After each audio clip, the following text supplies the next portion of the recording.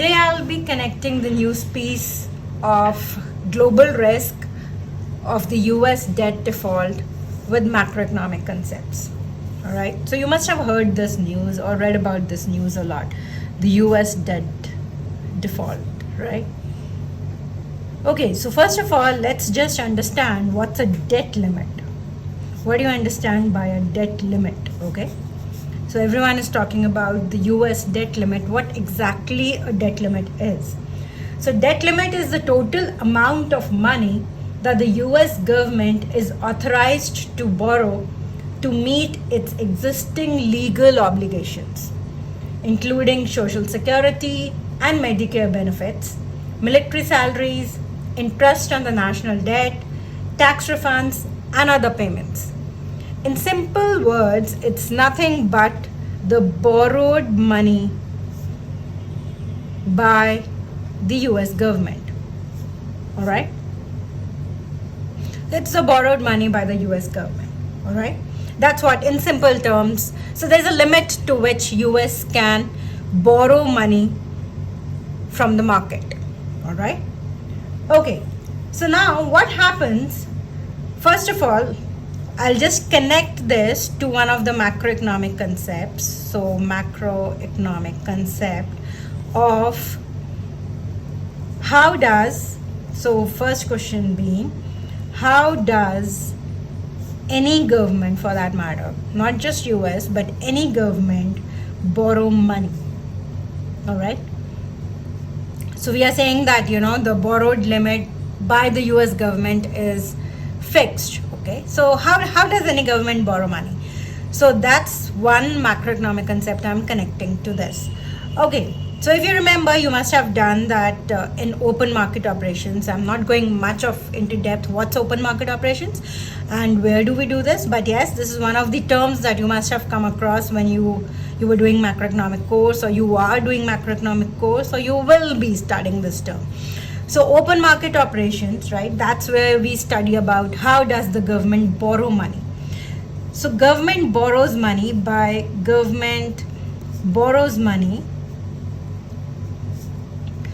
issuing bonds. All right. So in this case, in particular case of US, it's basically what we are talking of is US treasury bonds. Okay. So what do? They issue bonds. They issue bonds to general public and to many other people and corporations, entities, and then they have money, right? So they sell bonds basically. So they sell bonds and they take money, and that money is used to finance their expenditure.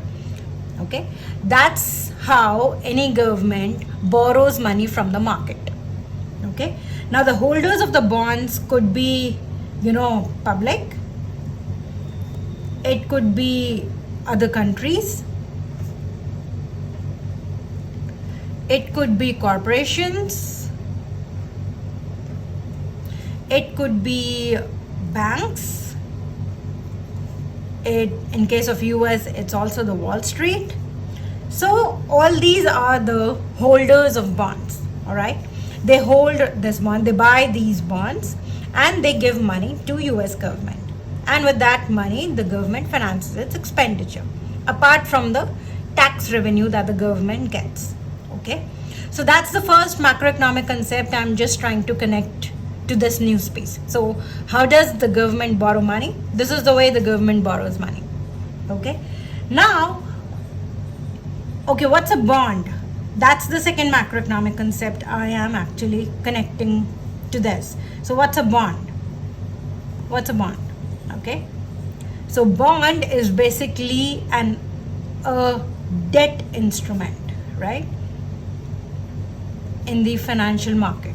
So it's basically, like I just explained, you issue bonds. So basically you sell bonds, people give you money, you have borrowed money from the public or from other entities, and then there's something that's called a coupon rate on that bond. Now, a coupon rate is basically a fixed interest rate that you get on that bond by the government every year, right? So let's say the price of a bond, the face value of a bond is 1,000, okay, and the coupon rate on that is 7%. So that basically means that every year the government will give 7% of 1,000 to you as an interest payment, and whatever be the term of the bond, so after the term of the bond you will get your principal amount as well.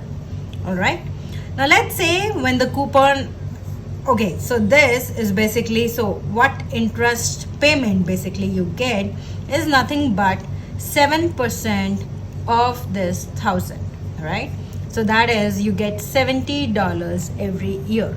Okay, let's say when this all happens, the interest rate in the market was also 7%. So remember this is important for further explanation. Okay, have you understood what's a bond? So this also you must have studied under bonds, right?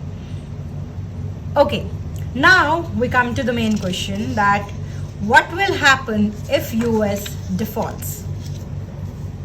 So what happens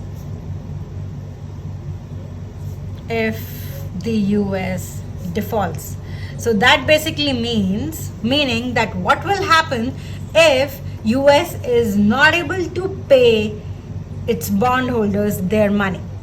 Okay, first thing that will happen is that, generally, so US Treasury bond is like a benchmark.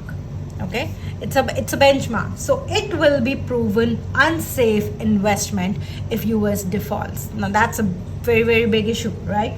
So value of the bonds will go down, it will decrease. Okay, if they are not able to repay their debt, obviously the value of the bonds will go down. Nobody will consider the bonds as a safe investment instrument, right? So the value of the bonds in the market will go down. And also along with this, the value of the bonds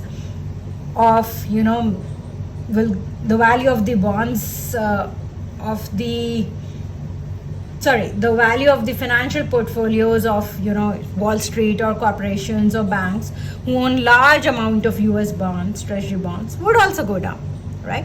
So the value of the financial portfolios of these big entities would also go down because they are holding large amounts of US bonds, correct?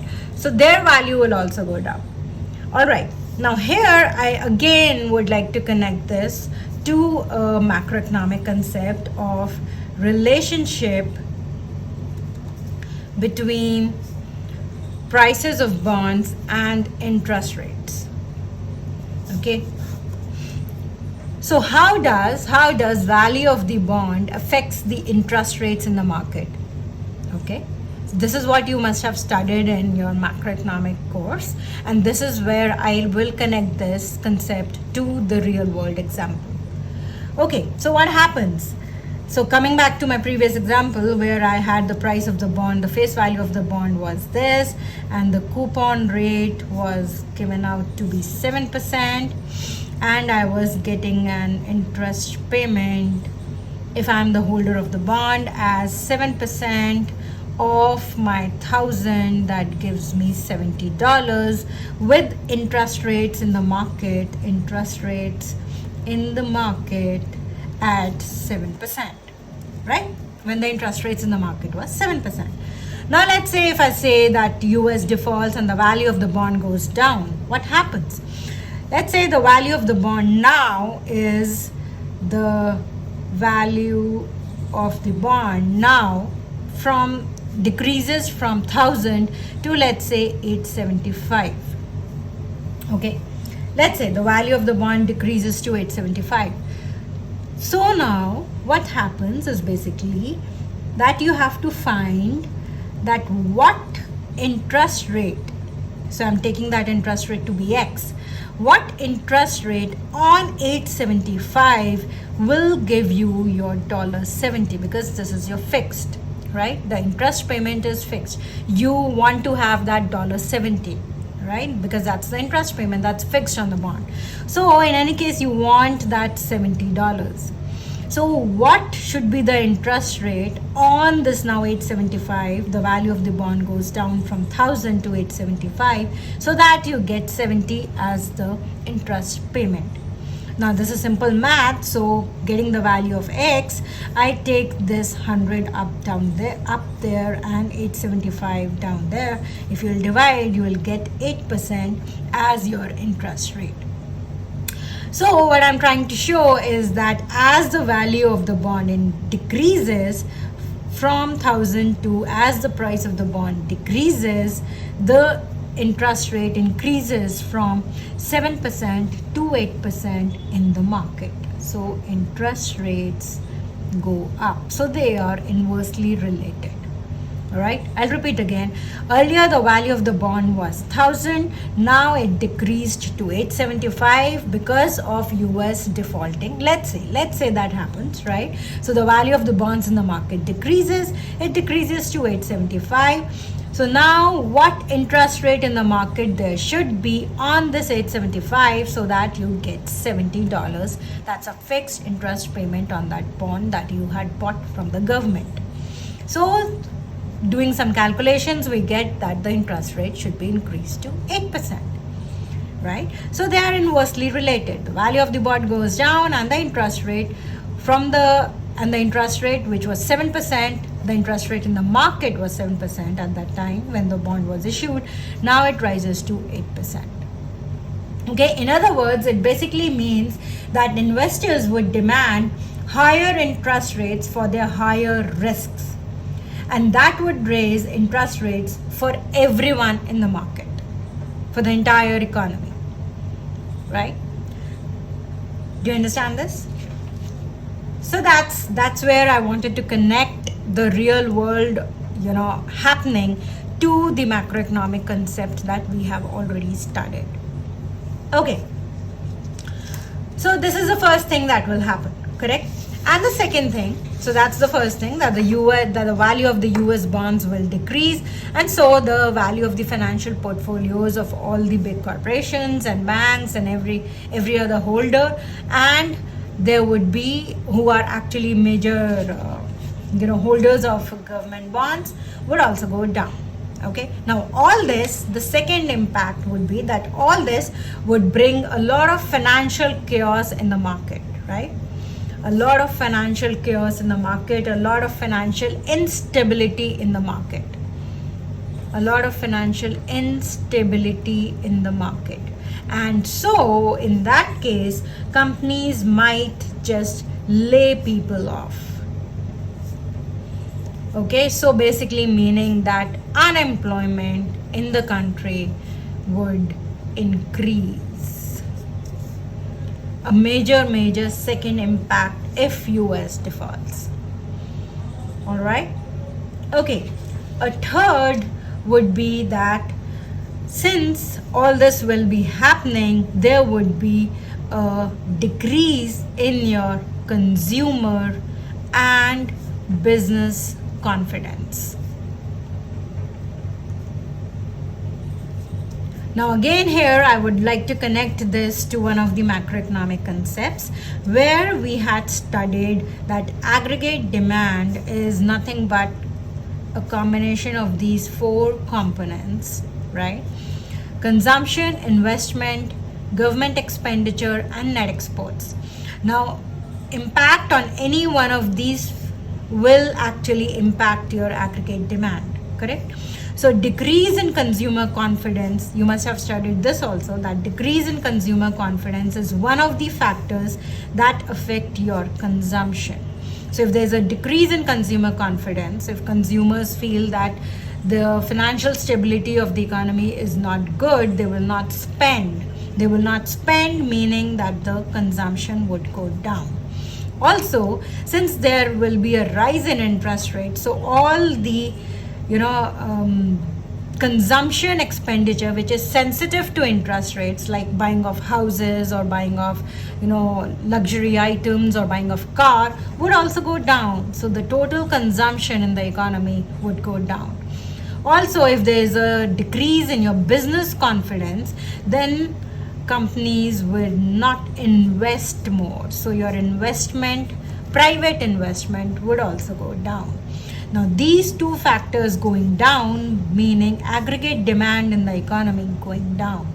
Aggregate demand in the economy going down, your real GDP going down.